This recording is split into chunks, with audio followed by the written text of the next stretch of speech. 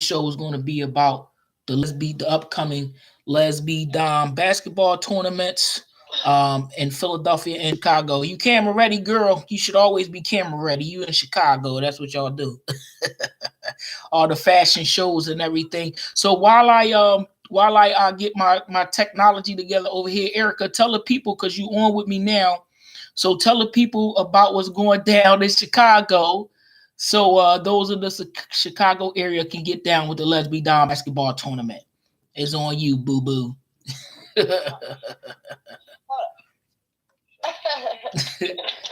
Right, and thank you for yeah. Thank you for coming on, Erica. I appreciate it because I didn't let you know I was going to ask you to come on, but hey, that's how we do things around here. So go ahead, girl, take it away. Yeah. Hey, Ellen, how you doing, Ellen? All right, go ahead. I'm sorry. Go ahead, Erica. Erica Sonette from Word of Mouth Chicago, y'all, is on with us. So let's go. I can't hear you. What? Oh, I can't hear you. What happened to your sound? I don't know. I don't know what happened to your sound. I can't hear you, baby. Oh, I can't hear you, Erica. Say something. I don't know what's going on with my phone, Erica phone, my connect, your connect. Hey, Sonia, what's going on, cousin? Listen, so while we try to fix what's going on with Erica Sonia, I think that's just the Lord letting us know that Chicago ain't ready for Philadelphia. You know what I mean? Especially as far as this basketball tournament is concerned. But no, right here in Philadelphia, and I do want to give a shout out while we wait for Erica. I do want to give a shout out to my Philadelphia partner, the iconic Mother Lady Nasty, who was supposed to be with us, but I gotta respect what she has to do. She's trying to get her doctor's degree, so studying must come first. I can't get involved, get in the way of that. You know what I'm saying? Education comes first, and I understand it costs a lot of time and study and preparation to get your doctor's degree. So I'm not going to bother her right now. I know she's tired, but I wish her good luck, and I'm looking for be able to say Dr. Sinquella Mosley in the very near future. Um, but Erica, why I can't hear you? Can you hear me? I'm not getting anything. I'm not getting anything. All right, I don't know why I can't get anything. But I appreciate y'all from watching. So listen, this is what we're gonna do. We're gonna talk about the upcoming. Hey Erica, won't you disconnect and then come back? Cause I don't know what's disconnect and then come back. Yeah, cause I don't know what the deal is. But so how it's going down is this. And everybody, welcome to the Controversy Show. As you all know, I'm going to be broadcasting controversy from now on Sunday nights. Um, because Sunday nights is just the nights that I have the most time to devote to the show. We have some wonderful things going on in the community. As you know, you've probably been seeing a lot of my posts about the community service that the House of Prestige LLC has been involved in. We've been partnering with so many wonderful agencies in the city of Philadelphia to do some wonderful things and make sure resources are available to everyone that needs them. Um, Over the past weekend, let me just start there. The past weekend, before we get into the basketball thing, we partnered with Philadelphia Fight, Dr. Calinthia Dowdy, who runs the Project Teach treatment education for HIV community health workers. I said that wrong, but anyway, um, Project Teach and the Faith Leaders Network. Dr. Calinthia Dowdy is down there in charge of that. And you back? All right, come on. Send an invite, Erica, so you can get on with me. I don't know what happened. I don't know what happened. But anyway, how do I get you to come back on? But yeah, Dr. Calinthia Dowdy and Dr. Tashina down there is the director of the Women's Initiative down at Philadelphia Fight. Dr. Dowdy runs Project Teach, Faithful Teach, and the Faith Leaders Network down there. And this past weekend, we were invited to participate in the Women and Girls Health Education Conference or Health Fair. And we from the House of Prestige, a couple of my guys showed up, a couple of my members showed up. I like to thank everybody that showed up. I like to thank All About Family and my son, Jackie. I like to thank Taj. I like to thank Miss Angelina.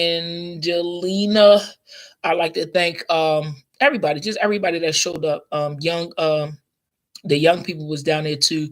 It was beautiful, man. It was beautiful. Jaden went down there, and he went down there, and he's like a tall light-skinned Denzel Washington. He's gorgeous. He's beautiful, and all of the young ladies was on him, and that's Jackie's sons and my grandson. So, listen, I appreciate everybody coming down there. We had a good time, and we learned some stuff. We really learned some stuff. I'd like to thank Lynette Medley, who is down there. Also, one of the programs that we have here at the House of Prestige is the ABCs of STDs, and we try to teach harm reduction to the young kids about safe sex practices and things like that. And Lynette Medley runs her organization. The name skips me right now, and she was teaching the class down there to those kids. And listen, not only do we as adults need to pay more attention to our sexual practices, our young kids is out there, and they out there with less information than what we have. So so I'm just grateful for that. Y'all forgive me, I'm exhausted. But anyway, so we had the Women and Girls Health Fair down at the Hank Gather Center, 25th and Dawn Staley Lane. Listen, it was a wonderful turnout. Thank you to all the people that participated. Thank you to Philadelphia Fight. Thank you to Women in Transition. Thank you to all of the people that participated. Positive Women's Network with Sister Wahida. Listen, it was beautiful. And I was just happy to be a part of it. It was our second major community event that we had down there as the House of Prestige LLC. And as we grow and we continue to grow, we continue to provide and do things for our community. What the big deal about it for us was that now that people are the agencies, when I say people, I mean the big agencies, the funding agencies, Department of Behavioral Health, and the City of Philadelphia, and AIDS Education Network, and Department of Public Health. Now that these agencies are starting to understand that not only major diseases like sexually transmitted diseases like HIV is not just all about HIV and HIV prevention. We're trying to prevent a bunch of sexually transmitted diseases that still exist within our community. And whether you know it or not, the rise in population for HIV transmission, along with other diseases that are starting to come back out, we haven't seen in a while. Gonorrhea is starting to come back out. Syphilis is starting to come back out and be spread amongst our populations. And the population that's getting infected the most, hey, Cousin Mike, the population that's being affected the highest right now is women and women of color. Now, please understand, when I say women, it's more than just heterosexual women. It's women who have sex with women. WSW is that population as well. And women who have sex with women, there are subpopulations. It's not just lesbians, and it's not just bisexual women, and it's not just curious women.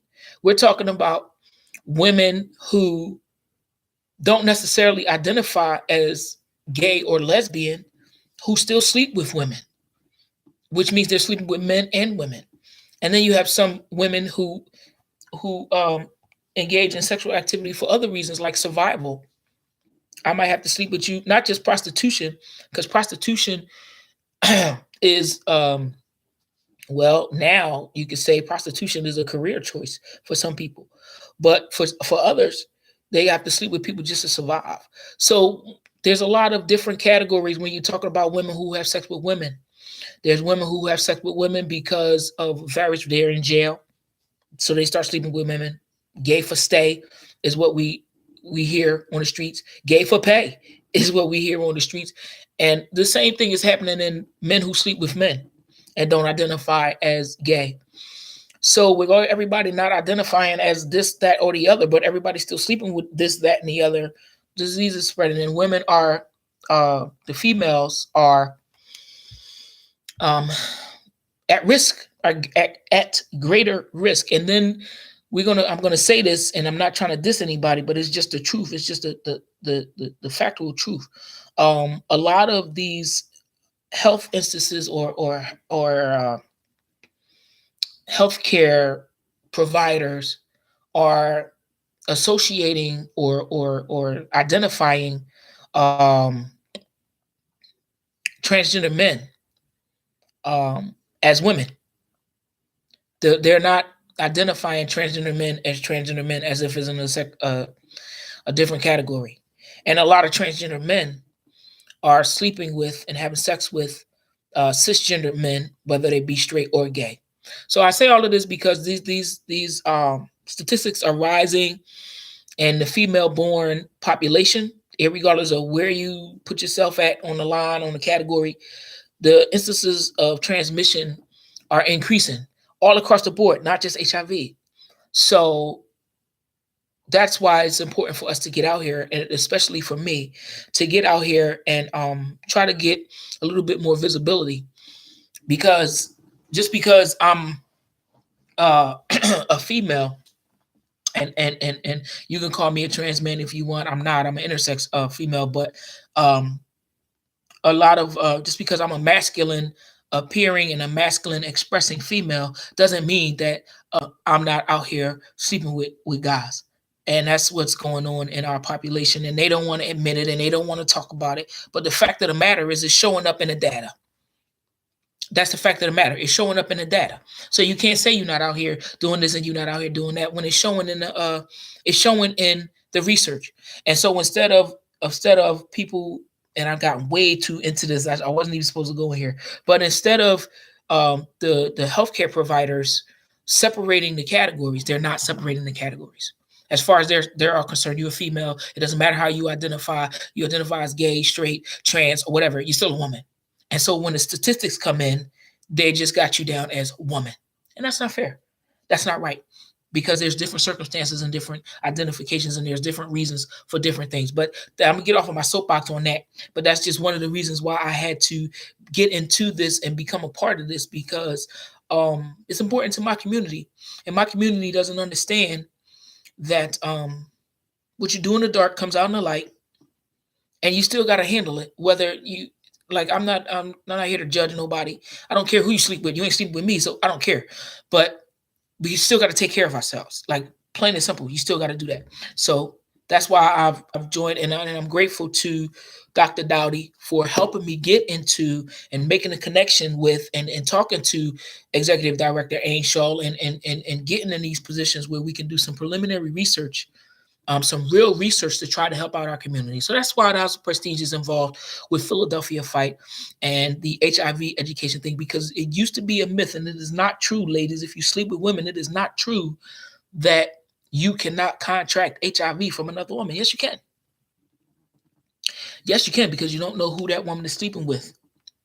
And a vagina is like the best incubator for unknown diseases, because a lot of us ain't going to the doctor.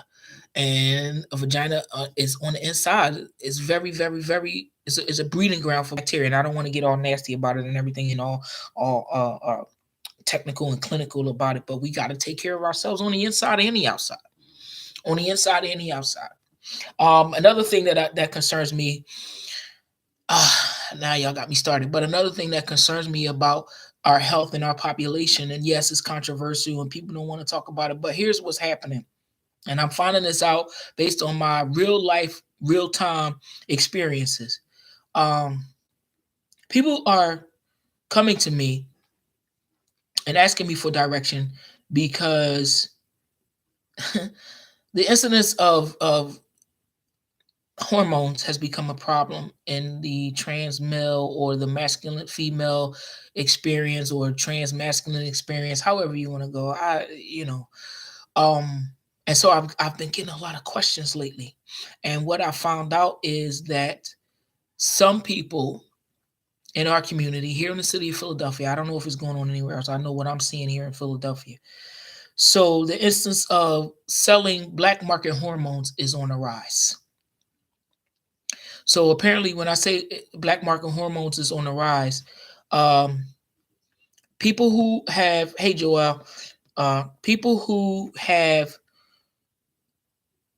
been authorized to start hormone therapy, trans men who've been authorized to start hormone therapy and are now receiving their hormones, their injectables, um, are selling them on the street.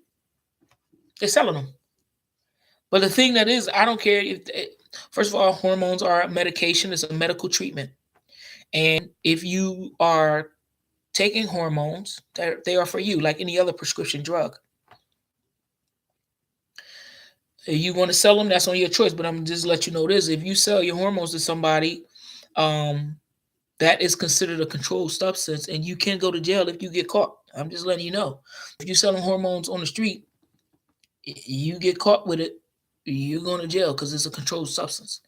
But the thing that disturbs me is as I'm finding this out that more and more this is happening in the city of Philadelphia, um, I'm also finding out that people are tampering with the medication.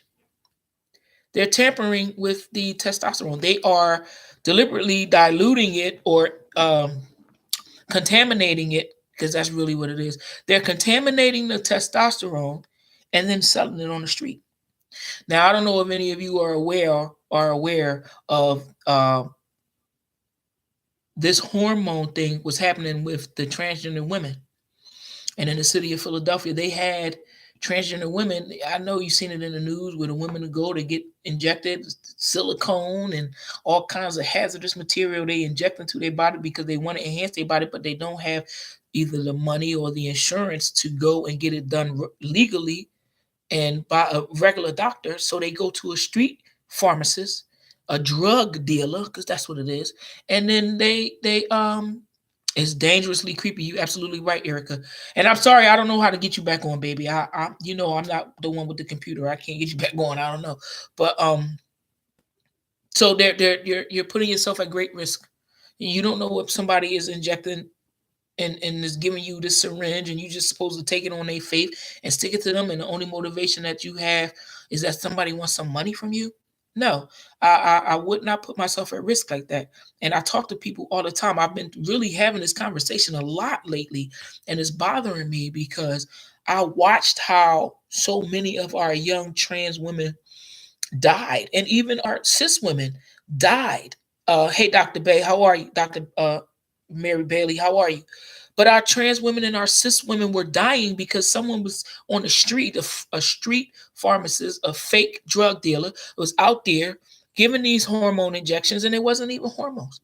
It wasn't even the estrogen, and it's not even the testosterone that you're supposed to be looking for to help you. And you trusted this person to give you this because you know that they're on T or they're on hormones. So you buy hormones from them. They don't give a fuck about you, and they damn sure don't want you to look as masculine or as feminine as them. So you trusting that they don't have some jealousy or whatever going on there, or all they care about is the money. You don't know what people's motivations are, but it's not your health. Are they even telling you the side effects? Like, have you even looked into this enough? As far as taking hormones, have you looked into it enough to realize what the dangers are, what the side effects can be? How do you have to change your life, your diet? How much water are you supposed to have? What's your pH balance? Like, can you even handle this? Do you make enough testosterone in your natural body? As in my case, do you make enough testosterone in your natural body? Whereas if you were to take hormones extra, it would actually hurt you more than help you? I mean, we have to know these things. We have to ask these things before we just go out on the street and, oh yeah, well, he taking tea. Let me buy my tea off of him. No, no, you don't want to do that. And I'm being real sincere about this. And I swear, this is the Lord working, because I did not have this on my agenda to talk about tonight. I swear to God, I didn't. I didn't have this on my agenda to talk about. But it bothers me that people are out here selling hormones, and it's not even you're not even selling the real deal. You're not even selling the real deal to people. Hey, Mona Lisa. So what that brings up for me, and what that brings up for me is not only are you endangering yourself by buying illegal hormones on the street. Hormones are, first of all, prescription. They're a controlled substance. So anybody that's selling them on the street is actually selling you drugs. Then you're just trusting that that needle that they gave you with this whatever substance inside this needle for you to inject into your body, is the needle clean? Did you see them unwrap the needle? And people aren't paying attention to these things, and they're not thinking about these things, because all we want, and I understand, all we want in our desperation is the end result. I get it. You want to be a boy, you want to enhance, and God has finally made a way for you to help get your dream come true. Trust me, I get it. Trust me, I know. I've been there. My inner desire so much. God grant me the desires of my heart. I know what you're talking about. I know how you feel. And whatever circumstances is available right here, I'm just going to get it right now instead of having to go. Yes, there's a process. You have to go through a certain process in order to get authorized to take this medicine. First of all, your mental got to be right, right? How long have you had this desire? Have you done anything besides just go and inject it? Then when you do it on the street, is the needle clean? Are you actually getting the testosterone or the estrogen that you actually want? Right? So, I mean, how can we ensure that if we don't even know? Are you asking questions of these people that you getting these testosterone from? Listen, and I say all of this because when a gentleman come to me, Reno, I don't know about this, man. This looks funny. Can you tell me? And I look at it and I'm like, well, what the fuck is this? This is not testosterone. This is not what this is supposed to look like, dog. You can even see the separation in between the materials, and you can see the discoloration. And I could not believe for the life of me, I couldn't believe that this is what's going on. And you know what it did? It took me back, because, yeah, I had a flashback. Yes, I did. It took me back because I was there. I was there when I saw these women, and I saw the street doctors getting wealthy off of pumping these girls with silicone and all kinds of construction materials, building materials, and you putting them in your body, and people just dying left and right, or they whole body parts getting infected because of that nonsense that they done trusted somebody to pump up in them, and then take your hard-earned $300-$400 a shot, and you getting construction silicone pumped in your body, and you don't even know it. Or in the other case, where somebody used that needle and shot you with it, and then turned around and took that same needle and shot somebody else with it, or did the same to you, you don't know if that person, which is very highly likely, you don't know if that person had HIV, depending on what population that you're coming from, or some other disease that you can get through the blood.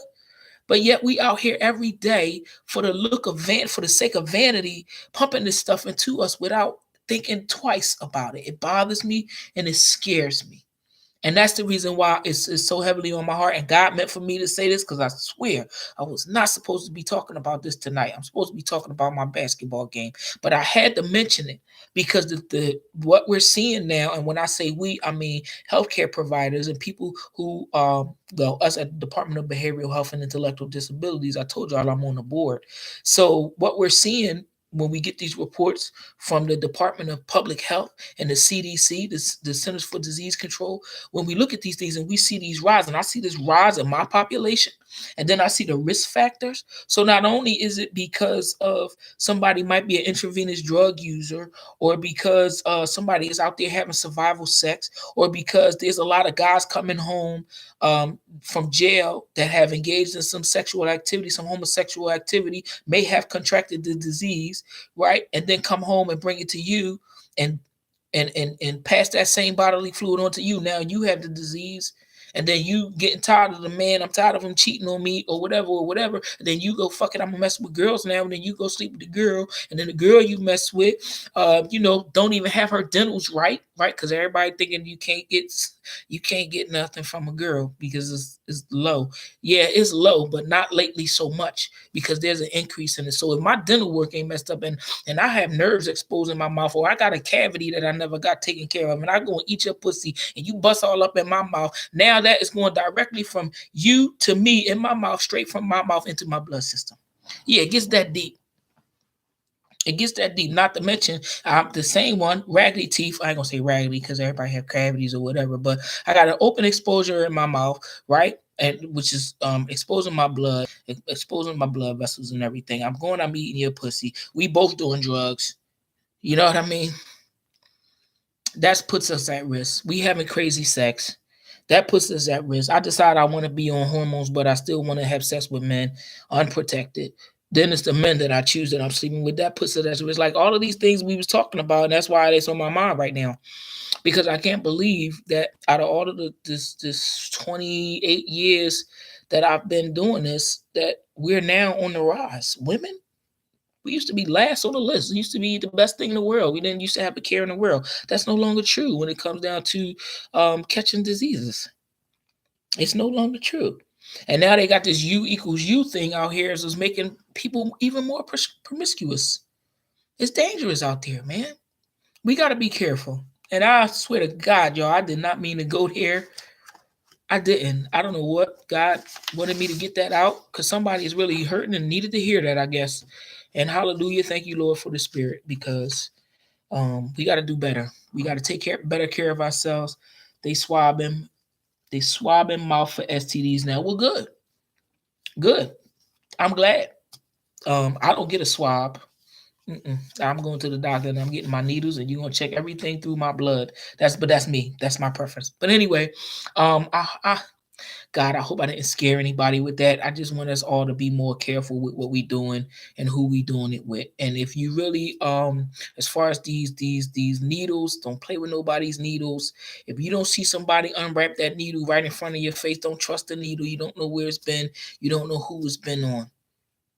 If you want to get hormones, please don't get them off of the street. You can go there. Everybody goes to the Mazzoni Center, but the Mazzoni Center is not the only place in Philadelphia for you to get hooked up into hormone therapy. The bottom line is nothing comes easy. Nothing worth having comes easy. If you want to start your transition, then you need to go and get it done at a doctor. And guess what? You might not necessarily have to take hormones. There are other things that you can take that can give you the outcome that you're looking for. For example, I don't know how many people out here in the city of Philadelphia have a gene where they can grow facial hair. All I know is that I have it, right? And I got teased for it when I was young, right? I know that's right. Update your results on your app. I know that's right, Erica. And for me, testosterone hormone therapy just wasn't necessary because my pH balance was such that I make it naturally on my own. That's why I had facial hair in the first place. But guess what? Instead of me having to take testosterone, I can take estrogen blockers because my natural testosterone level is just that high. So I could take an estrogen blocker. And what that does is it doesn't give me more testosterone. What's going on, Troy? It doesn't give me more testosterone. It just stops the estrogen that I was making as well. It just stops that from producing. That's all it does. And that's why I'm gaining all this weight, especially in my stomach. I can't get rid of it. And stomach fat is a male characteristic. But anyway, that's just me. Like, but I would not know these things about myself if I didn't go to the doctor. I'm not going to sit here and act like I didn't pursue hormones. I did. I pursued testosterone when my daughter was young. Yeah. And the reason why I stopped was because I was turning into such an aggressive person that I scared my daughter. That's why I stopped taking hormones because I was turning into somebody that she didn't recognize. And I'd be damned if anything coming between me and my daughter. And that's how I felt about it. So, no, it's just not for me. Then I found out by going to the doctor and being honest about what I wanted and how I wanted to look, right? This is an alternative. You can take steroids, you can take estrogen blockers. Estrogen blockers, what's that? And then they educated me. So, there you go. People with PCOS grow facial hair.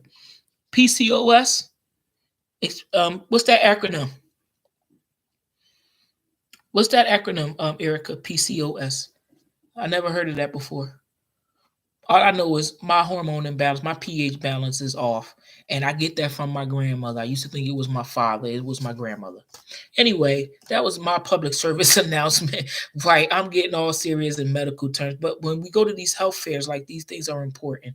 And I'm telling you now, ladies, if you ever slept with a woman, you're a WSW, you do it occasionally, you do it in between boyfriends or whatever, man, please go and get yourself checked out. All of us need to get ourselves checked out because there is a rise in HIV and other infectious diseases in the female population, especially women of color, because of the men of color and the sexual practice that we do and we don't like to talk about. Like, I would love to get some trans men on here and just talk about the reality is that a lot of trans men are having sex with men now. That's a reality. Ain't nothing to be ashamed of. I don't give a fuck who you fucking. You understand what I'm saying? Just be safe about it. Anyway, Godspeed to everybody. Let's move on, okay? Um, and as I usually do on the controversy show, and I know they're gonna, you shouldn't say that. Man, I don't care, man. I don't give a fuck who you sleeping with. Just polycystic ovarian syndrome. Ah, yeah. Okay, yeah, I heard that term before. Yes. Yes. Um, so yeah, so bottom line is go to the doctor, get yourself checked out. Okay. HIV can stay dormant in a person for 10 years. 10 years you can have HIV and not show no signs. 10 years. That's saying a lot. I won't show no signs that I'm sick in 10 years. I can't remember who I slept with 4 months ago. You talking about 10 years? Let's get serious about our health. Okay, so moving forward, get off of there because I didn't want to go there in the first place. And y'all gotta forgive the lighting. Y'all know I had that electrical issue over the weekend. It kind of put a halt on everything. So if I'm too dark, I know I'm chocolate Hershey's Kisses over here. But just try to wink real good and blink and see me. So next thing we got, I want to just give a real quick announcement to some community events that the House of Prestige LLC is going to be involved in. The Department of Health and Human Services for the City of Philadelphia is having the 8th annual Youth Engagement Conference. Okay, that's going to be Saturday, April the 20th, from 8:30 to 3:30. It's going to be at what is it? Where's the address? Oh, 2540 West Hunting Park at the Temple Learning Center. 2540 West Hunting Park at the Temple Learning Center. They're going to have workshops, entertainment. It's going to be resources, and they're going to have videos for the kids. The ages is adolescent, 12 to 17. And it's going to be, like I said, Saturday, April the 20th, Youth Engagement Conference, and it's the 8th annual Next Level Leaders. So it's a leadership training for adolescents, given to you at the Temple Learning Center, 2450 West Hunting Park. That's Saturday, April the 20th. All right. Okay, we're gonna be a part of that. Also, I just want to don't let us forget when we're talking about the youth. Summer jobs is coming up. You want to get these kids involved in as much positively as possible. What's up, Dre? Um, as much positivity as possible. So if you know any teenagers, preteens, adolescents, or whatever, try to get them into some of these training programs. Try to get them into some of these summer job programs and camp and job readiness programs while they're young. You can start getting your working papers. Your child, if they 16 or older, they can get their working papers and start working. If they, I think 14 and 15, they can get a worker's permit that allow them to work for like maybe 10 hours a week until they turn 16, and then they can go and work more, but they'll get 10 hours a week. Listen, let me tell you something. In the way, in the state that our kids are today, with most of our parents, you know, dealing with addiction, and our kids are suffering from neglect. Our kids are suffering from low self-esteem. Our kids are suffering. Period. They're not eating. They're malnutrition. There's a lot of problems going on. Okay, and we say these kids today is wild. These kids today don't have no guidance. Okay, because the parents, including myself, because I fucked up when I was in my addiction. I wasn't paying any attention to my daughter, and anybody that's in recovery can tell you the same thing. Okay, so a lot of people haven't found a program like I found a program. Thank you, Jesus. So let's get our kids involved in as much as possible. That's what aunts is for. That's what family friends is for. That's what uncle such and such is for. You know, that's what play cousins is for. That's what we all for. We're supposed to be a village and take care of each other. Let's get these kids involved, okay? So we got the youth engagement conference coming up Saturday, April the 20th. And then Career Link is always, always, always, always, always having free trainings and everything for not only just the kids but for the adolescents too. So if you job ready, if you are old enough to get a job, even a part-time job, if you're old enough to get a job, you should go on down to Career Link. The closest one to us is 920 Spring Garden. Thank you, Jesus. Come on, money. 920 Spring Garden, but they have several locations. There's one in North Philly, on 4261 5th Street, Germantown, 5847 Germantown, down at 16th and JFK, 1617 at Suburban Station, West Philly, 3901 Market Street. Get to a Career Link near you, and then don't forget the one at 920 Spring Garden. Get to one near you, a Career Link, get trained, get certified, get hired. That's for everybody. One more announcement as far as the summer jobs. If you're looking for a summer job, all right, and this is for the youth again. You're looking for a summer job, they can get to 120 hours, 120 hours over the summer. All right. They'll get work experience, they'll get training, they'll get ready to move forward. Now, if you get your kid and they sign up for one of these summertime programs, they stay connected to the kids all year round. So if they start at a summer job program, right, and they get their 120 hours, they stay with them all year round, make sure they're doing school, they get jobs as tutors, they get jobs as reading instructors, they get jobs with the Philadelphia library as a reader, because you know they had those programs for the younger kids. So they can maintain little jobs here and there and maintain money in their pocket until the next summer, until they get old enough to actually start working. You get them involved in this program, trust me, you are setting them up for success for the rest of their life. All right. Not only are they learning community service, but they're increasing their own skills because they're practicing them. And then they're learning leadership skills because they're dealing with the younger kids. All right. And also providing role models and social supports for the younger kids. They have somebody that they can look up to, because no little kids want to really be coming and messing with old Mr. Reno with all this gray coming out of my head. They want somebody their own age that they can relate to. That's called peer education. Peer education system works. It's been working for a very, very, very long time. So we got to get our kids involved so that we can get them set up for a future. Okay, that's what it's all about, man. I don't got no complaints. All right, it's been working for me and my family, and I'm proud. I'm a proud parent of a 27-year-old who don't have no kids and working for the city. Hello, college graduate and everything. Okay, last announcement. Um, one of my co-sponsors, one of the partners that I work with, the Nicetown Community Development Center, is having a giveaway, a give back on August the 10th. August the 9th and the 10th is going to be at the Nicetown Park at 4300 Germantown Avenue, across the street from the building. And it's a community festival and a concert. Um, so they're going to have basketball games, amateur boxing contests, which is something that we're going to get into as well. They're going to have a walk for peace, and then they're going to have the Z8R Awards ceremony.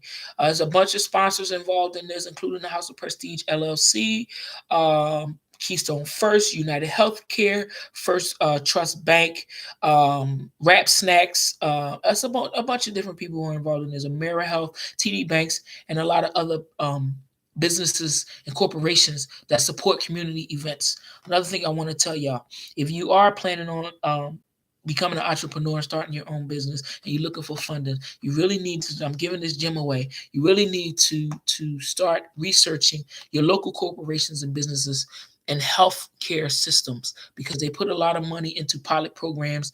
They put a lot of money into primary research. It's not a lot, and when I say a lot of money, they provide a lot of opportunities. And an individual or a grassroots organization may not have, they're not going to come out and just give you $10,000. It's not going to work like that. But what you can do is you can apply for the grants, give them your idea, and if they see some potential in it, give them a methodology. A methodology is how, step by step, how your plan is going to work.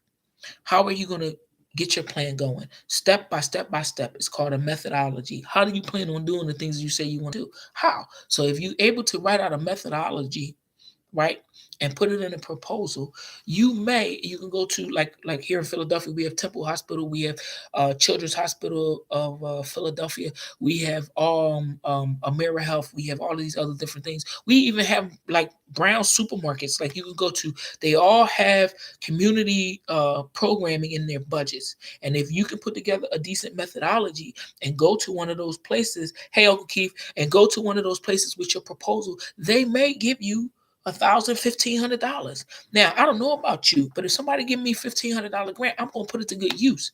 It's just like y'all know, I have a criminal background. It's just like somebody giving you some work on consignment or whatever. You're gonna take it, you're gonna put it to use and flip it so you can go back to them and get more. Same thing.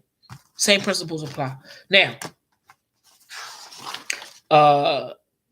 I'm going to move from that community service, job announcements for the kids. Get your kid involved. They don't have working papers. You can go get your working papers down at 1207 Chestnut Street, Urban Affairs Coalition. You go down there. You can go to YHEP, okay, Youth Empowerment Program, and you want to see Mr. Harlan Shaw. You'll see Mr. Harlan Shaw, 1207 Chestnut Street, the Youth Health Empowerment Program. You could go to 1701 Lehigh Avenue, the ProAct Recovery Center. You can go down to Philadelphia Fight. You can see Emily Gus down at Philadelphia Fight. And there's a whole bunch of other places that you can go. Y'all hit me up and I will give you all of that information. I'm just reading that off of the mailing list that we got at the Hank Gather Center. Lastly, I'm going to say, if you are in home health care or you want to be in home health care, you want to work with seniors, you want to help out our other vulnerable community, which are seniors, 65 and years older, retirement age people.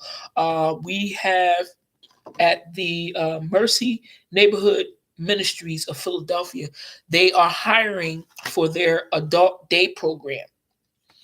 That's at 1939 West Venango Street. All right. They're hiring for their adult day program, which means that they're looking for people to be companions right now to the seniors at the center. So, you go in, you have conversations, you talk, you have coffee, you knit, you yarn, whatever they like to do. You get to know an older person and give them some company in their older years. One thing, the reason why I got into this type of work was after my grandmother passed away, after my second grandmother passed away. My first grandmother passed away when I was in college. My mother's mother passed away, and I'm so grateful to God for giving me the opportunity to help take care of her in her last days. And because of my willingness to help, to just give up what I was doing and come take care of my grandmother, I saw what was going on inside of those institutions, inside of those retirement houses and hospices, and where people are supposed to take care of you, and it's not happening like that. Not for everybody, because there are people that work in geriatrics that really do care about the older people, and there are some people that work for some of these companies that really do care and really do have the compassion that's needed to work with the seniors. But the seniors are very, very vulnerable, and a lot of them have given up hope, and a lot of them are in despair, and that's just not right for somebody that's just not right for the elders. So if you have some compassion, and you have some time, and you have some just genuine love and decency and concern, please go down to 1939 West Venango Street to the Mercy Adult Day Program. They're hiring for people to come and be companions to the seniors. And it is, I can't say how much they pay. It doesn't say how much they pay, but it's rewarding in so many other ways. These people have Alzheimer's and dementia, and some of them are just physically they can't get around like they used to. Do you know that just giving a little bit of dignity to a senior citizen means the world to them. Especially if you got somebody. Now think about it; they way older than we are, and I'm talking about my own self and what I learned from dealing with my grandmother. My grandmother was 93 when she passed away, and her dignity. She that's why we had to take her out of hospice, because those people were not treating them people in a dignified manner. You understand what I'm saying? And we wasn't going to let my grandmother go out like that. And but it was so sad. The people in my grandmother, in her sickened state and in her weakened state, was doing what she could to help the other people that was in there. It was worse than her that didn't get any visits, and nobody was coming to look after them. And the nurses and things wasn't treating them right. They didn't give them the care and the attention and the dignity that they needed. Nobody asking you to. They don't want to feel like they're a burden. They just want somebody to be respectful and love them and talk to them. So hey, Sean, you know what I'm talking about, Sean. So so if you have some time and you have a heart, go on down there and be a companion. 1939, West Venango, the Mercy Adult Day Program. They're hiring for companions down there. It's not going to take up a lot of your time. I don't know if it's part time. I don't know if it's full time. But go on down there and see. You're going to get a rewarding feeling, man. Listen, trust me when I tell you, it's going to fill your heart to help the senior citizens out and restore some dignity to their lives. Now, speaking of dignity, I'm going to move on now. Speaking of dignity and dignity, returning dignity to somebody's life, I just want to get on really quick. Um, y'all know I'm on the board of the Department of Behavioral Health down there. And as you also know, May 21st is the Philadelphia election for city council. The Philadelphia election for city council, you'll see the politicians are starting now to put their, oh, and congratulations to Chicago. Congratulations to Chicago for electing their first lesbian mayor. Congratulations up there. And that's why I say, Erica, that this city to city tournament is going to be so successful. It's going to be one of the wonderful things that happens in your city, that your new mayor, your new lesbian mayor, is going to be able to bring and get kudos for. Well, I'm telling you, we're doing big things. I have the vision. I have the vision. Hey, lady, glad you joined us. How you doing, love? I hope you feeling good. I didn't want to interrupt your study. That's why I didn't, I mean, I know you studying. I ain't messing with you. Don't be mad. I'm trying to give you some respect so you can get that doctor's degree. That's all I'm saying. I'm not, I don't want too much. I don't want no smoke. I don't want no smoke. But, um, so yeah, so Chicago's this basketball tournament, which I am going to get to, is going to be beautiful. It's going to be a good thing for your city. Congratulations on electing your first mayor, your first gay mayor. I'm proud of y'all, and I'm hoping that May 21st, here in the city of Philadelphia, that we can have some more kudos as far as elections to our, maybe not our mayor, but city council. City council is extremely important when it comes to running the city. We have all of these politicians and representing these districts, excuse me, in these neighborhoods, and you're going to start to see it now because we're in April. So May, yeah, Lori Lightfoot, yeah, Erica, Lori Lightfoot, and I got a friend named Taisha Lightfoot that used to play basketball with me. So when I saw that name, I was real happy about it. Um, so yeah, so here in the city of Philadelphia, uh, the city council's election is coming up May the 21st. And this time here in the city of Philadelphia, we have the ability to make historical change. Historical change meaning we have three three to four LGBTQIA community members running for city council, running for seats. We have a trans woman, which is looking to make history. My former partner on the controversy show, Miss Dejalyn Alvarez. We have a advocacy warrior, the spokesman, former spokesman for Black Lives Matter here in the city of Philadelphia, Mr. Asa Khalif, who I adore. We had Pastor Pam Williams, who didn't make the ballot. Sorry about that, Pastor Williams. We have Brian Sims, who is already on city council. So there's the four. He's running for reelection. And then we have our allies, and I always shout out our allies because they have never turned their backs on me when I've come asking for some help. We have the Honorable Janie Blackwell. We have the Honorable Sherelle Parker. Um, and so we also have the Honorable Cindy Bass and the Honorable Kenyatta Johnson. So I say these guys are honorable because that's how they've been to me. They treated me with honor and respect every time that I've gone to them with any type of issue. Not only did they give me their ear, but in some cases they've given me the purse strings too.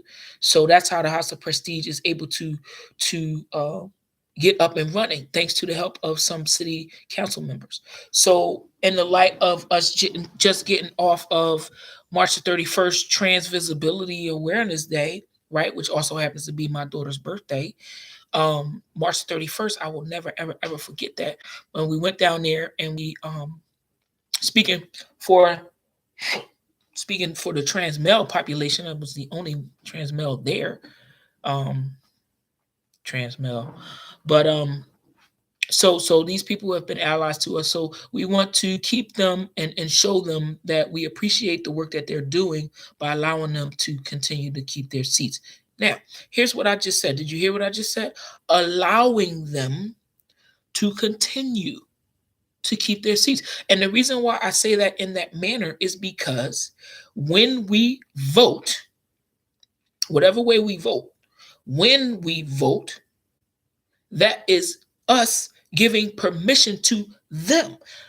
People don't understand. City council members work for us, the voters, the voting public. We're the ones with the power. That's the power of the vote. They are supposed to do what we tell them to do. If we don't tell them what to do, they're going to do what they want to do. It's about checks and balances. Now, I'm talking about city council and how we are supposed to tell them what to do. You guys have been bombarded on the news with what the executive branches are doing, the presidency, the Congress, and the House of Representatives. The Senate. You guys are looking at that because it's all over the news with all the chaos and the division and all of this old crazy stuff that's going on that level. Right now, we don't have no control over that level. It's up there too far. We've been complacent for too long. Now, I'm not saying don't give up because when the 2020 election comes around, I pray to God that we don't make the same mistake and be complacent and allow that jerk to stay in the White House for another 4 years. I pray to God that that's not what we decide to do. What's going on, Tretch? Good to see you, bro. I hope you're doing well, man. We miss you here in Philly, Tretch. We miss your presence, man, and that's real. You know what I'm saying? So when we talk about elections, so let's start with where we can.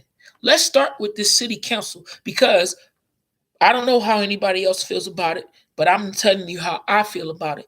That mayor that we have right now, he got to go. He has to go. He's been lying too much. We started something. If you guys go back to my shows a couple of months ago, we talked about the Rizzo statue and how everybody was supposed to be up in an uproar because it's a sign of discrimination and his tyranny and Rizzo isn't and all this. Oh, he said it. Yeah, he lies too much. He's a flip flopper. And he said, yeah, we're going to move it. That statue is still down there in JFK greeting everybody like, huh? And they had a nerve to have, when it was being spray painted and disgraced, as they say, he had a nerve to have black officers out there protecting a statue.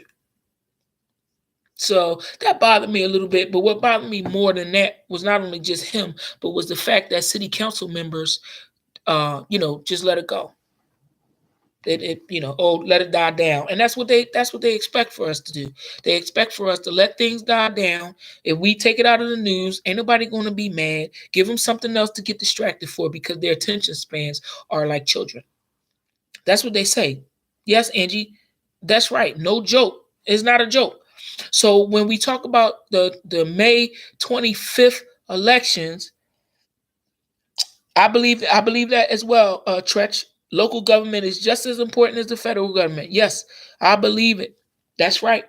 And so we got to start here, because if we don't start on the ground level and go up, the shit is going to continue to keep coming down.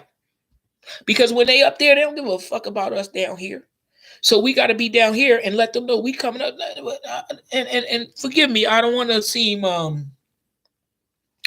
I don't want to be ignorant or nothing, right? But I got to give you this so you can feel me and understand what I'm saying.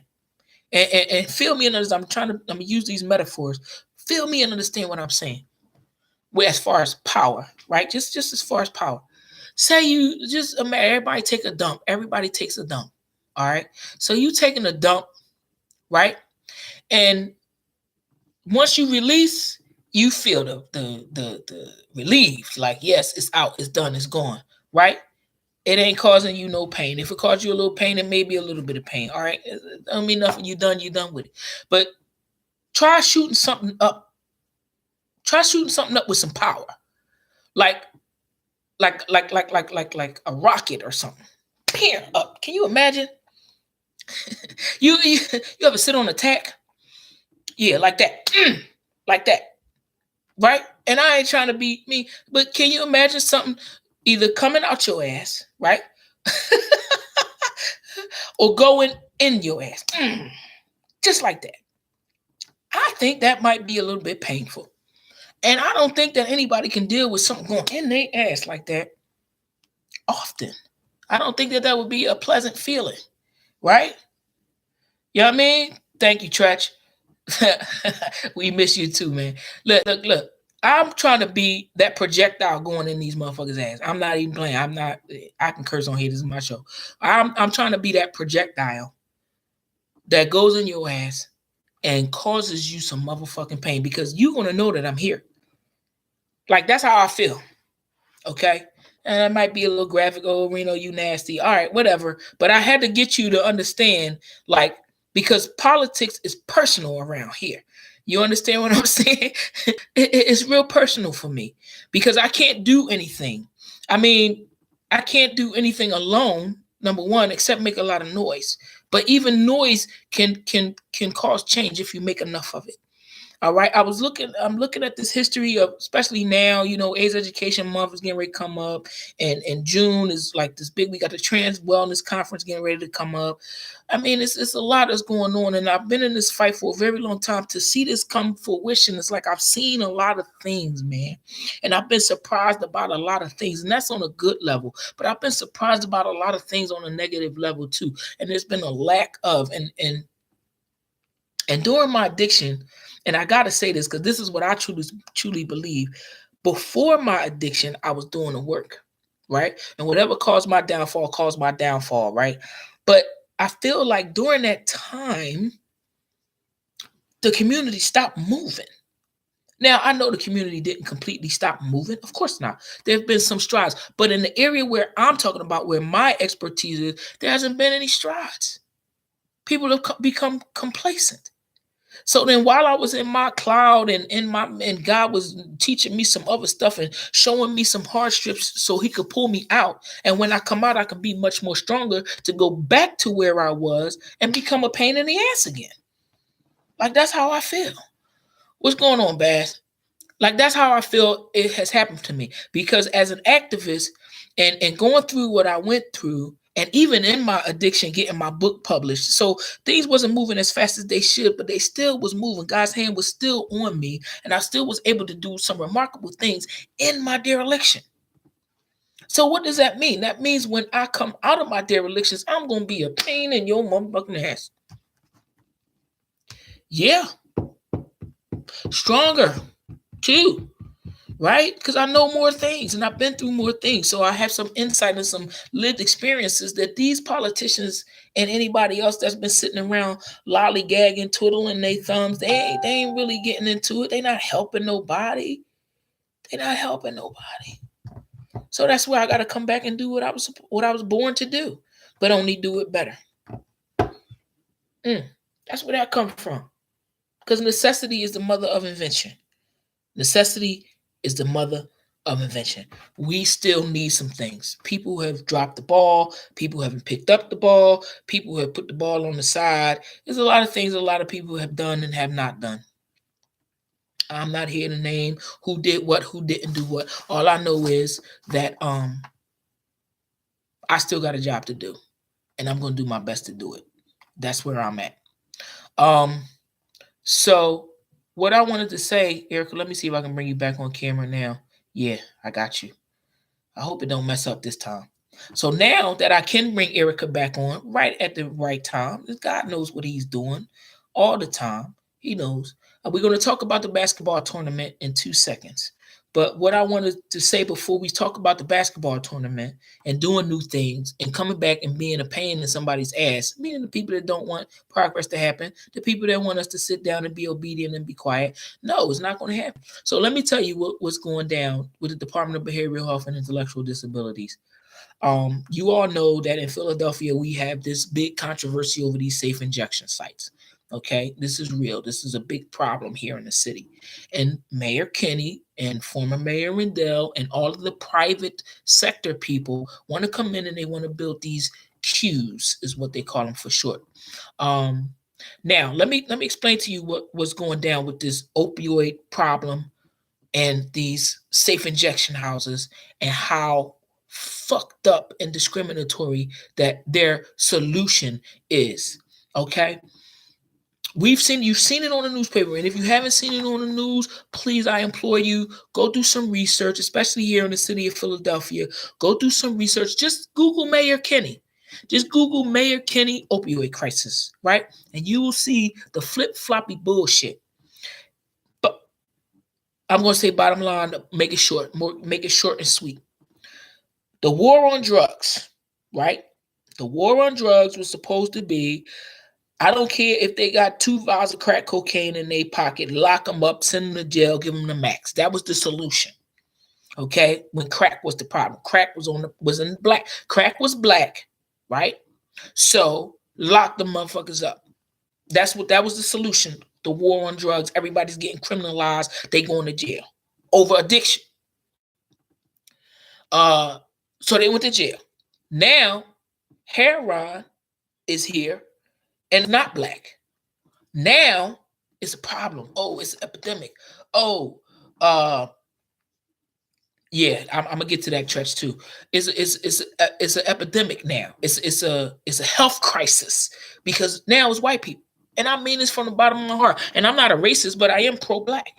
So when it was us with the drug problem, it was criminology, right?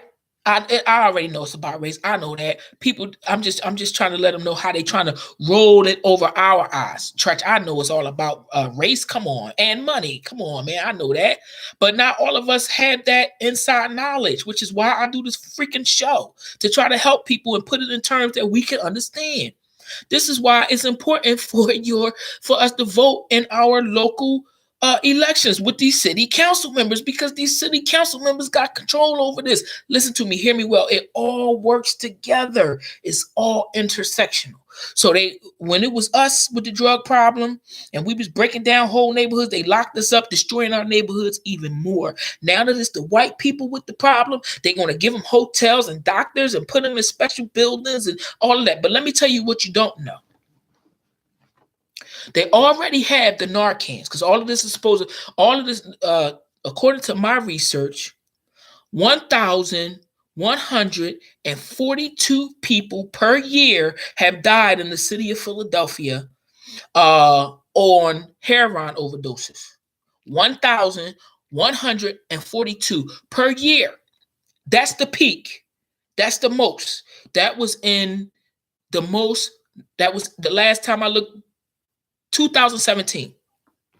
That's 2017. 1,142. Q's, which they saying is, oh, it's going to help, is going to reach or supposedly save 76. 76. Now, according to my research, and you all can do your own research, is It's there. The information is out there. According to my research, because I'm opposing this. I'm on the council, I'm opposing this bullshit. But according to my research, first in 2015, there was 39 heroin overdoses. 2016, there was 60 something. Can't remember the exact number. And then 2017, there was 1,142. Right?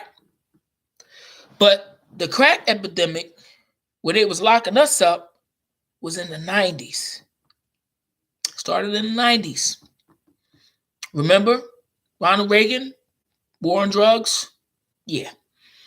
That was in the 90s. Right? And I think Ronald Reagan did 2 terms. So all of that from 90 basis versus their 2015, 2017 was their peak. All of them people got sent to jail. All of us got sent to jail, which destroyed our families, destroyed our economic structure, destroyed the lives of our kids. But these queues that they want to build will supposedly save 76 compared to the innumerable amounts of lives that was damaged by putting our black brothers in jail and sisters over the same thing, addiction. That's according to my research. I tell you all of this to tell you because I'm against these fucking queues. I think it's a bunch of bullshit. But let me get to this other point. Not only the numbers, right, and the discrimination. So that Kenny says, and Krasner, Larry Krasner, Kenny and Krasner say, well, we admit that was the wrong approach. We admit that was the wrong approach. They said it in the news. It's all over the news. You got to do your research, right? So if you admit that was the wrong approach when it came to us, where's the pardons for these people that's in drugs in jail for these nonviolent drug charges? Why haven't they been let go? Why are they still behind bars? Why haven't they been let go? You admitted you made a mistake. Get rid of them. Time served. Let them go. But no, nobody wants to do that because prisons are privatized. Now, let me tell you what they got going for these. Now, for us, the solution was prison. For them, against this 76 person a year that heroin users that they're going to save out of 1,142, which is their peak. And they're only going to save 76 if they get all 76.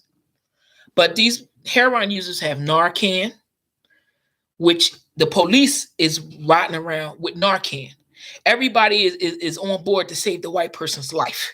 So the cops got Narcan, right? The cops, everybody, all of them got Narcan. Narcan is available in every hospital. Narcan is available in every clinic. Narcan is available in damn near all the recovery houses. Because Narcan stops heroin overdoses. So they got Narcan. Instead of you going cold turkey, we can wean you off of the drug. You can take your time. And you don't gotta rush. And we'll give you all the support that you need. And we love you, white man. We love you, white woman. You take your time. There's no pressure. You under no stress. We'll give you what you need. So they got Narcan. They got methadone clinics to wean you off. And now they want Qs too? All these 3 resources for the same motherfucking disease? That's where my problem lies. Because for us, the one solution was throw them in jail and never let them out. But for them, they got, oh no, if this doesn't work, we try this. And if this doesn't work, we try this. And if this doesn't work, we try this. Oh, I'm sorry. Wait. I forgot. I didn't tell y'all about these other things, ACUs or ACRs or something. ACRs, acute chronic rescue. Mobile units, trucks, healthcare trucks, running around as another resource for the white people that's on heroin. 4 fucking resources. 4 different types of emergency resources for 76 people a year, and it might not even be 76. But that's the best number you could come up with out of 1,142. Where is all of that for the black people? And that's my problem. That's why this city council thing is extremely important. And I'm gonna tell you, I already said who I was voting for, and I don't have a problem saying it again. Number 33 on the ballot, Mr. Asa Khalif. You know why? Because Asa Khalif has the courage, the fortitude, the intelligence, and the insight to tell these motherfuckers to their face how much bullshit they think they just letting get over us. And Asa Khalif has the leadership ability to go into city council and pull these other black city council members together and say, come on, what's up? Are y'all going to be down for the cause, or are you, like D.L. Hughley said, are you just being obedient? Because I don't need a motherfucker in my city council that's the best interest, and the only thing they trying to worry about is keeping in their suits. I need a motherfuckers that's in city council that's going to help me help myself. That's what city council is supposed to be for. I need a motherfucker on city council that's going to sit and tell the mayor, hey, listen, Mr. Mayor, that's a bunch of bullshit. You flopped on this last week, and you got to make something right. I'm going to need a motherfucker that can get in there and actually do some work instead of sending their pictures around and hiring the recovering people, the most destitute people that's in need, because you know that they in need, so you're going to pay them pennies and peanuts so they can get by, because you know that they need the money to go spread your face around, and you spend all this money on pictures and commercials so you can keep your suit. Ain't nobody never seen you in the community. I ain't never seen you, dog. I never seen you at a basketball game. I never seen you at a city block cleanup. I never seen you at a community center. I never seen you at a summer lunch program. Never seen you. But you want my vote? Dude, I don't even know who you are. What's your name? So that's why I'm voting for Asa Khalif. I'm not telling nobody who to vote for, but I'm voting for Asa Khalif because I know he got a backbone. I know he's not going to go in there and be nobody's puppet. I know that. Now, and I have a problem with people. I have a problem with politicians. I have a problem. Asa Khalif is not a politician. I know he's not a politician. That boy is from 26 and Master. I know him. You understand? Like, I know him. So I know he's going to go in there and represent my interests. You understand? I'm too controversial, Tresh, but thank you. Thank you. But I'm too controversial. They'll kick me out. They might kick me off of this DBS board. But I'm telling you, I don't know. I thought about it. I really did think about it. And I might do it in the future. I don't know where God is going to take me, but thank you for that, Tresh. I appreciate that. But I believe that Asa Khalif will go in there and do that. Now, what I do not and what I will not, and people say, oh, Reno, you wrong. You know who this person is. It's another candidate that's running that I'm quite familiar with. And I'm gonna just tell you this. It's not a popularity contest for me. I take politics very personal. Everybody knows that. Everybody sees that. I get into arguments over my beliefs because I'm going to stand up for what I believe in, and I know what I believe in is right because I'm on the side of righteousness because I have a God. So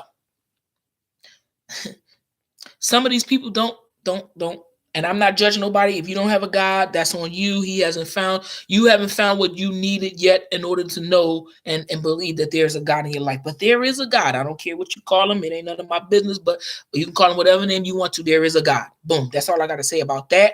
I know who I call God. But do I trust people that don't have a God? No.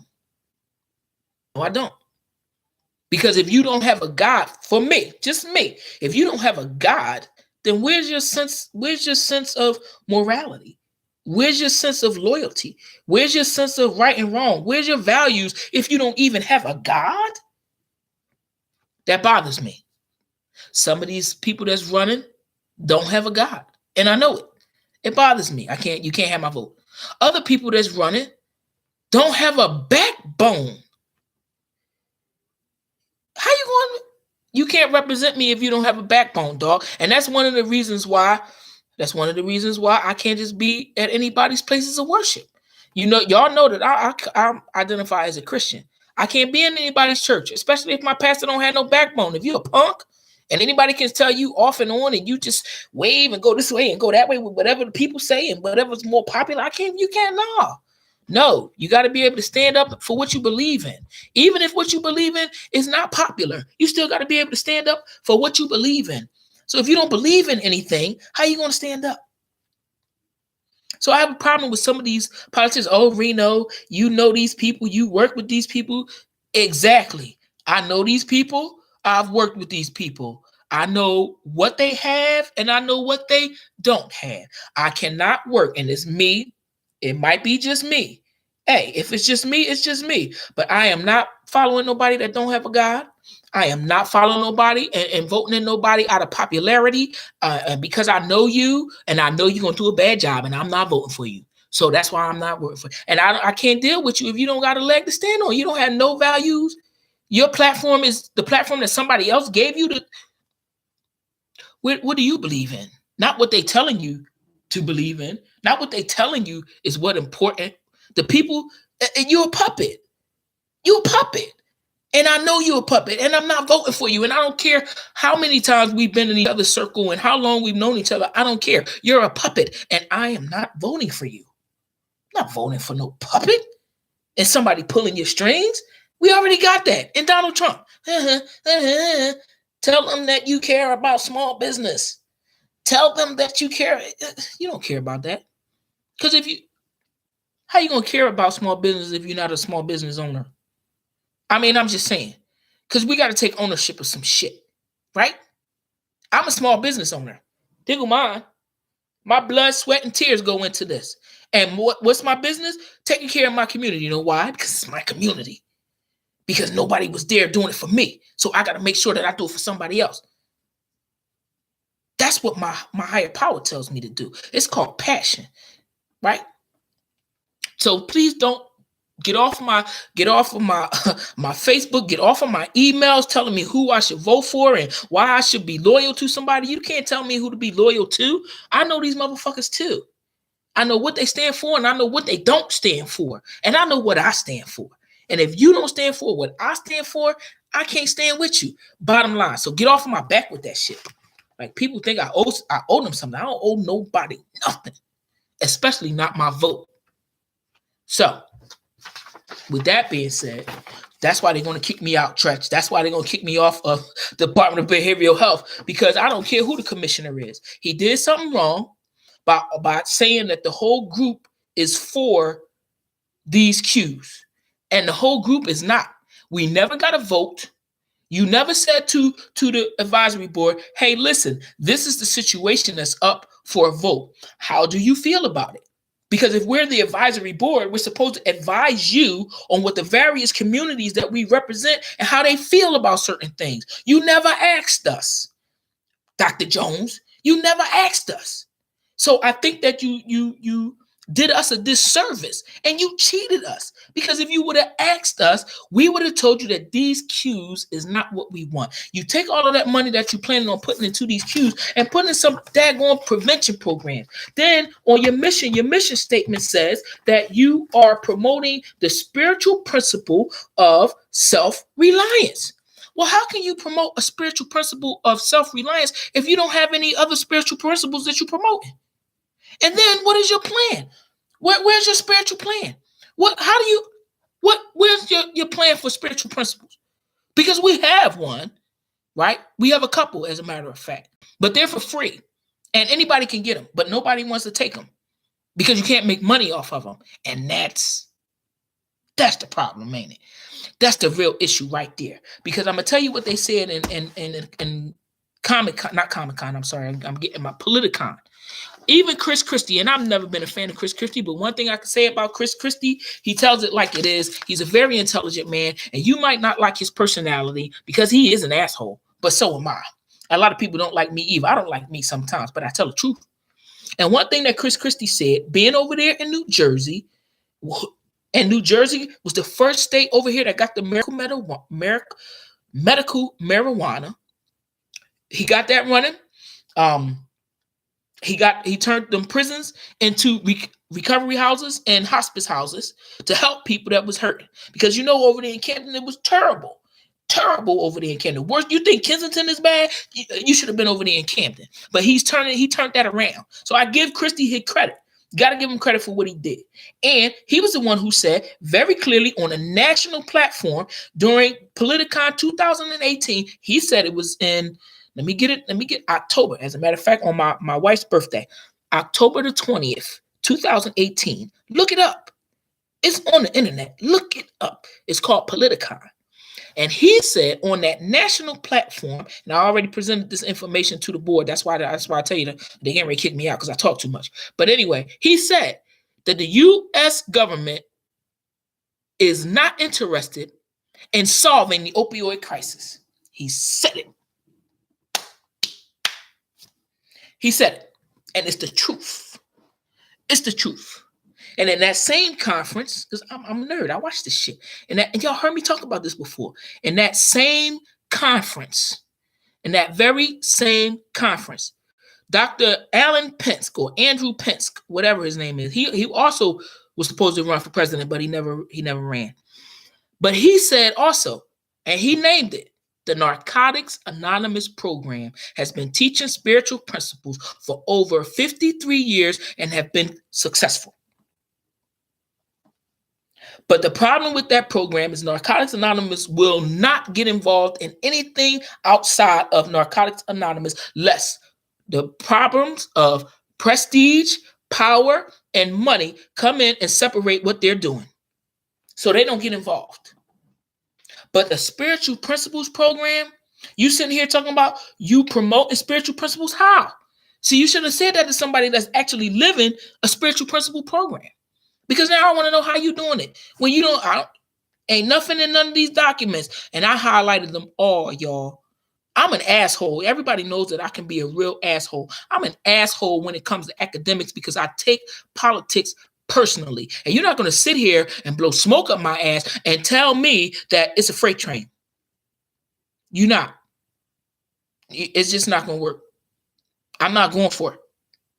So, because this is me, that I'm helping people that come behind me. And when I say come behind me, I thought I was the only person that was feeling the way that I was feeling about myself, about the self-loathing, the religious trauma, the psychological problems, all of these things which led to my addiction. That I thought I was the only one going through it.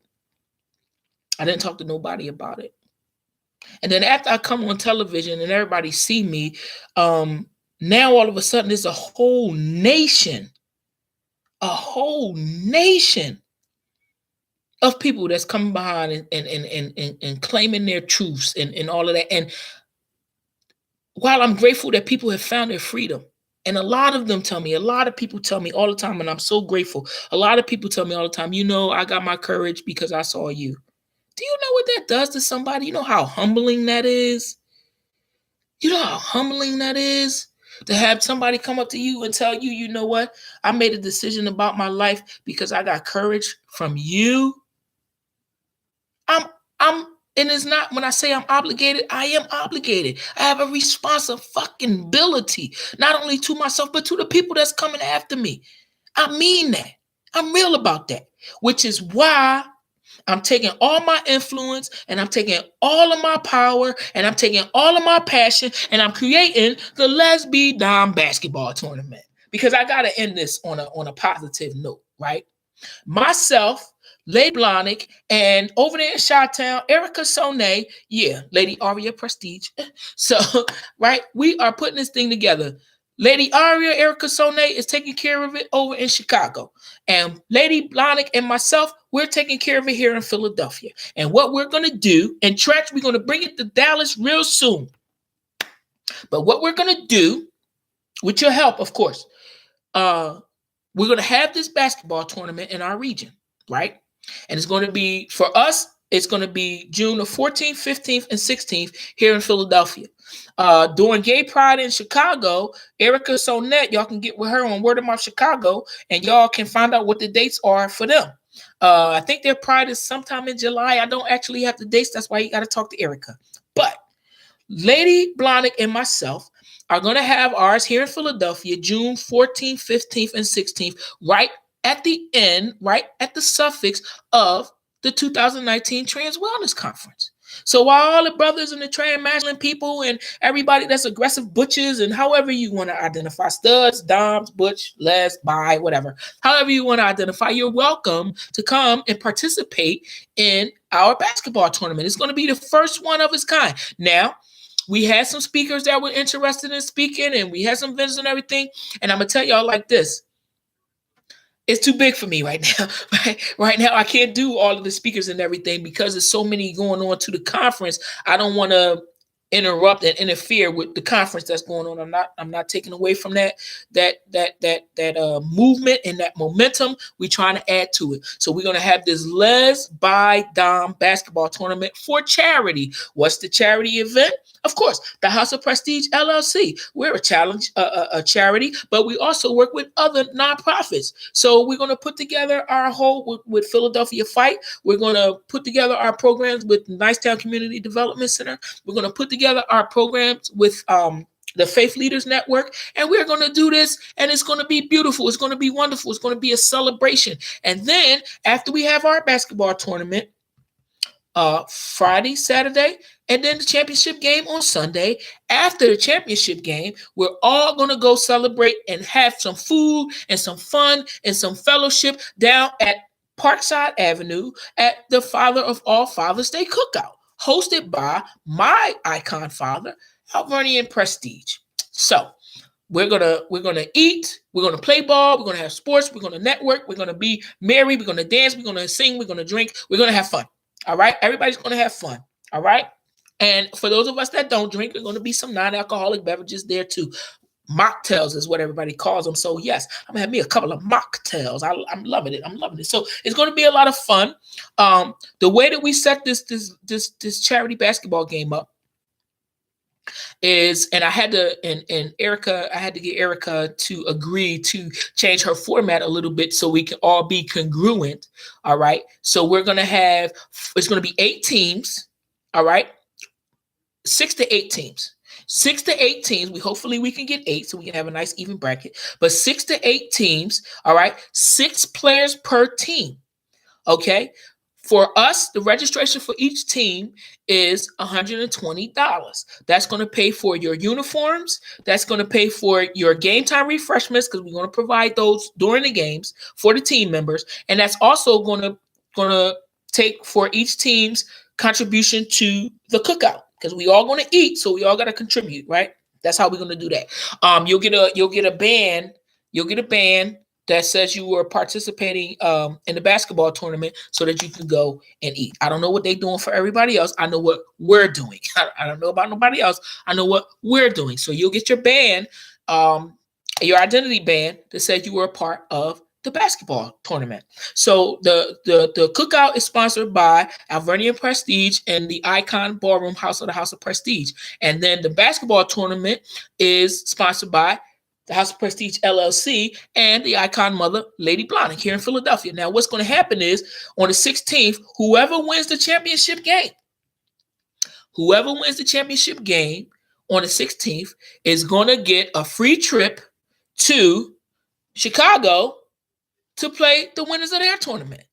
So, and that's where we're going to celebrate the new gay mayor over in Chicago, and we're going to bring this tournament to them and let them know that there's unity in the community from everywhere. So it's going to be a national thing. Hopefully, not only will we have Philly, Chicago, New York, New Jersey, that's who we have right now. We'll also have Dallas, we'll have Boston, we'll have whoever else because we want this thing to grow.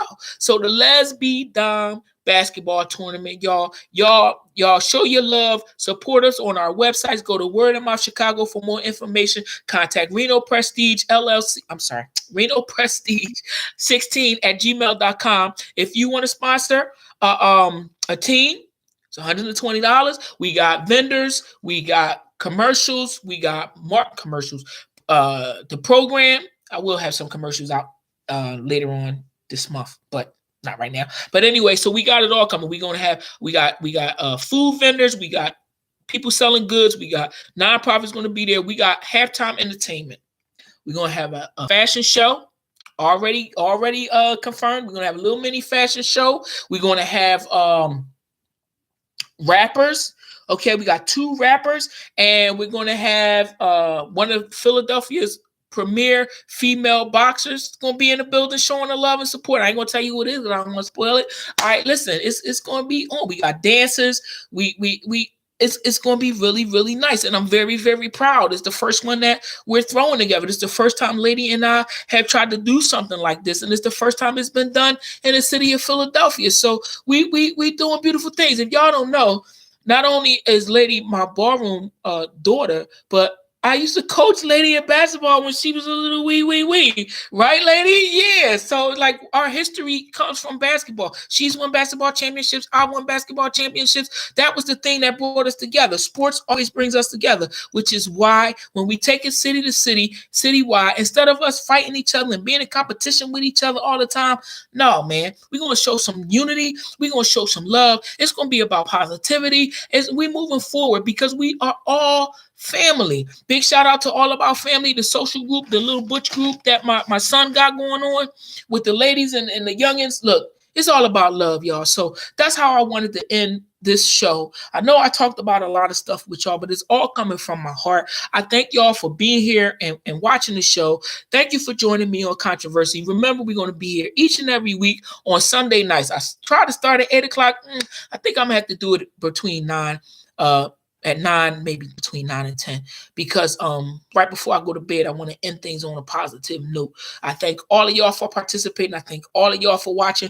Tretch, don't forget, man, I'm going to really come down there and talk about bringing the LesBiDom basketball tournament to Dallas, man, because Dallas has a huge community, and I'm glad you're down there flourishing, man. Still got to bring a Philly cheesesteak down there and let you remember where you're from. But anyway, I thank y'all for watching the Controversy Show. Spread the news, spread the word, get your team signed up, hit me up, let me know if you want to play. If you do want to play, we having tryouts and scrimmage pickup games next Saturday, the 13th at the King Center, 2101 Cecil B. Moore Avenue. So y'all come on down. If you need the registration for a team, hit me up on my email. I'll send you all the paperwork. 6 to 8 teams with 6 people on a team. All right, $20 per person. That's $120 for your registration. And I'll send y'all all the paperwork, and we can get it moving, man. It's going to be beautiful, man. And thanks to everybody that wanted to be a sponsor and come on out and helping us put this thing together. Lady, I love you. Good night, and good night, Facebook. Y'all have a good night. Peace.